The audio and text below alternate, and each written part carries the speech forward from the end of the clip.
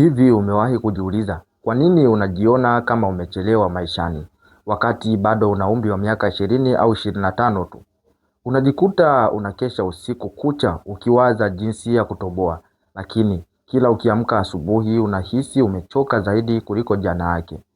Kuna kitu kimoja kikubwa ambacho mfumo wa sasa unaficha vijana wengi wa Afrika Mashariki, na mtego huo usiposhukia leo, unaweza ukafika miaka 30 ukiwa huna kitu, na mbaya zaidi, ukiwa na afya ya akili iliyovurugika kabisa.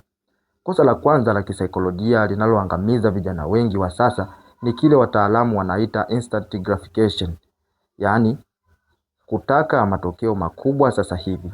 Tunaishi kwenye kizazi ambacho ukitaka chakula unaweza kuagiza kupitia application fulani. Ukitaka kuongea na mtu unatuma message WhatsApp na anakujibu hapo hapo.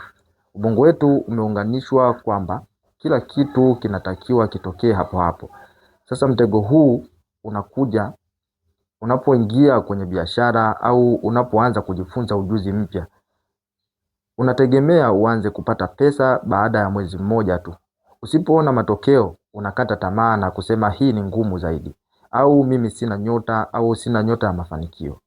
Ukweli ni kwamba hujafeli kwa sababu huna akili, umefeli kwa sababu huna subira ya kisaikolojia. Hapa ndipo vijana wengi wa Kitanzania au Kenya wanapopoteza nishati yao.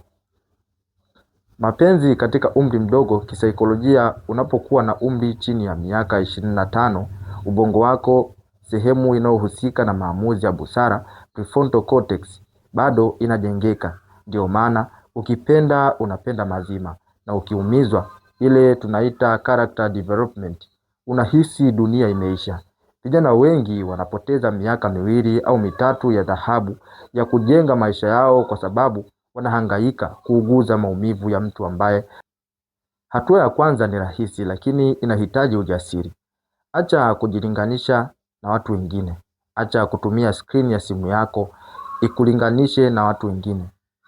Screen ya simu yako isikuambie wewe ni nani. Maisha yako ya Instagram au maisha ya watu wengine ni kama filamu. Unaona screen zinazohaririwa, lakini hazionyeshi changamoto zao za kila siku.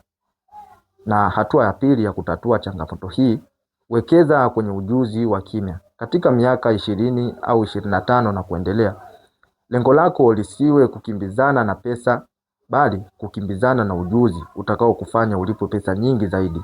Hapo baadaye, jifunze mauzo, jifunze teknolojia, jifunze jinsi ya kuongea na watu. Huwezi kuwa maskini kama una ujuzi ambao soko linauhitaji na linatafuta kwa kiasi kikubwa.